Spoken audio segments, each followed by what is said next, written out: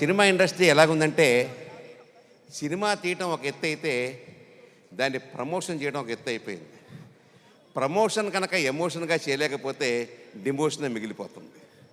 చాలా కష్టం సినిమా ఇండస్ట్రీని.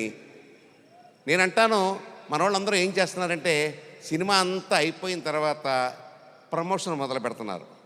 కానీ అలా కాదండి. దయించి నిర్మాతలందరికి కూడా, నేను కూడా నిర్మాతగా చెప్తున్నాను, ప్రమోషన్ అనేది సినిమా నడుస్తూ ఉండంగానే మొదలు పెట్టాలి. దానికి ఉదాహరణ సంక్రాంతికి వస్తున్నాం సినిమా. నిన్న మన అనిల్ రావుపూడి అప్పుడే ప్రమోషన్ మొదలు పెట్టేశాడు మన చిరంజీవి గారి సినిమాకి, మన నయనతారతోటి. నేను అనేది ఏంటంటే, ఎప్పుడో కాకుండా సినిమా నడుస్తున్నప్పుడే ప్రమోషన్ మొదలు పెడితే కానీ అది జనాల్లోకి వెళ్ళదు. ఇవాళ ఇండస్ట్రీ తాలూకా పరిస్థితి ఎలా ఉందంటే, రేపు 1వ తారీఖున సినిమా థియేటర్లన్నీ మూసేయాలి, మాకు పర్సంటేజీలు రావాలి అని కొత్త నినాదం తీసుకొచ్చారు. అసలు మూసేయాలంటే ఎప్పుడా మూసేసే ఉన్నాం మేము థియేటర్లో.